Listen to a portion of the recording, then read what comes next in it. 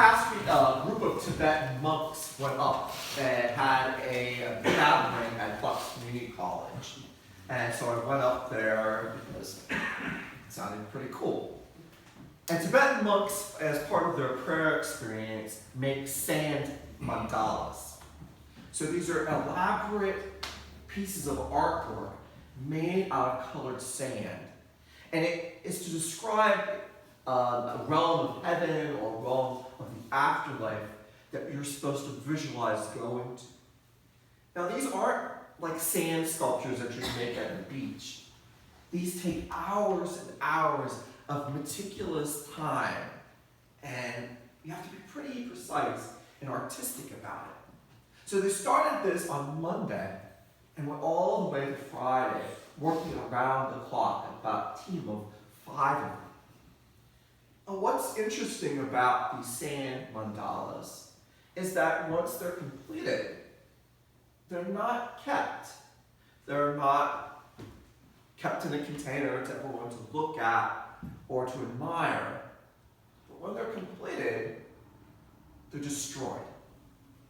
And it's really kind of amazing to see a structure probably about as big as this table being systematically destroyed.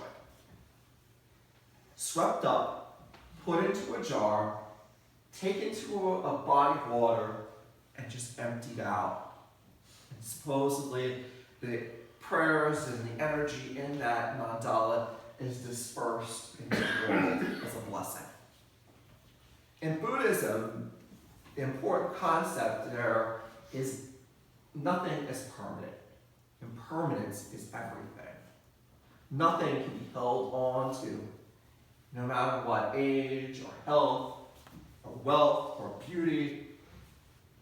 All can be gone in an instant, just like that beautiful piece of prayer and artwork. When I saw that this week, I instantly thought about our strange gospel today. When you read it on the top of the surface, it sounds like a Wall Street broker scandal from a few years ago or something like that. The dishonest manager complimenting his shrewd employee to scrape out as much money as possible. And this is one of those gospels when you read it on the surface is like, oh, is this Lehman Brothers we're talking about here, or what is this? You have to go a little bit deeper. So we all know in Middle Eastern cultures, one of the biggest things you learn when you go to the Middle East is bartering. The thing I hate to do the most. I want to know what a thing costs, and I'm going to pay it. I don't want to bicker about something that costs $5 or $2 for that matter. I think that's the one thing that drives me nuts when I've gone to Israel, Palestine, is there's no price tags. Everything is, what is this? How much do you want to pay? And you have this little bartering going on. And that's kind of what's going in our gospel today, is that there's this Middle Eastern culture of bartering about how much olive oil, how much wheat, and well, you owe 100, but I'll give you 80. It's kind of maddening in a way. But I want to make it perfectly clear, Jesus is not advocating people doing illegal activities. But what Jesus is advocating is the idea that we are all stewards of everything that we're given, including our lives.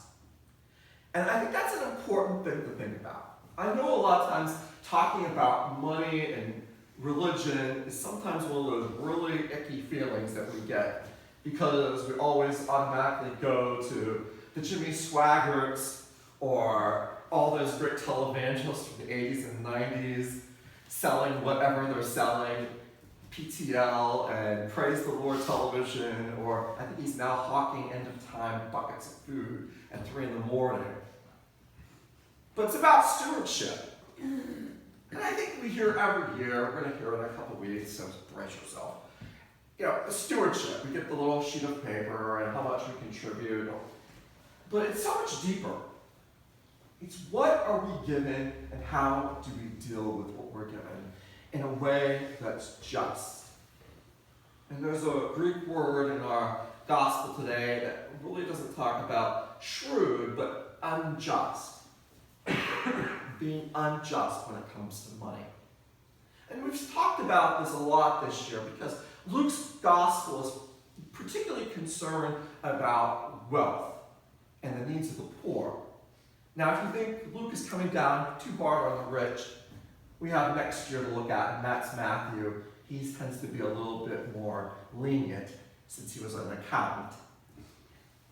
But what Luke is concerned about is what do we do with what we're given? What do we do with what we are given? And how do we deal with it? So there's really 3 points I want to think about in this gospel this morning. The first one is vision. What is your vision for what you are given? And are you a visionary that's big picture? Or are you a person who sees a small vision of the world? And I think this is something we all kind of fall into that trap. It's easier for us to think about things that are right in front of our faces rather than things that are big picture. And that's the concern that Luke has too in this gospel, that we are people that need to look at big picture issues when it comes to what we're interested in. Be that the environment, be that our own wealth, be that the wealth of our nation or the world. We have to think bigger. You know, there's that great line from Matthew's gospel that talks about money that says, you know, what prosper you if you gain the world but lose your soul? You know, how many people that we know, wealth has destroyed their life? We all want to have that great moment where money just throws into our lap and every of our pains and sorrows are taken away. But I think many of us know that wealth can also destroy you. It can destroy families, relationships. It can destroy you as a person. So the first thing to think about is the question of vision. What is your vision that you have when it comes to stewardship of what you are given? The second thing is, are you trustworthy? Trustworthy with what you have. And that's the role of the steward. He was entrusted his master's goods. And yeah, it comes across a little shady of some of the behavior he did. But the big question is, was he trustworthy with what he was given? Did he behave in a way that was worthy? And so many times, we're entrusted with so many things, not just material things, but gifts and talents that we're given. But we don't necessarily use them. We fall short. And we sometimes, again, fall short of seeing the bigger picture. How do we handle things that are small? Because that's how we'll handle things that are bigger. One commentary I read this week said that sometimes in this gospel, people will say that how we treat the smallest things is how we treat the things eternal.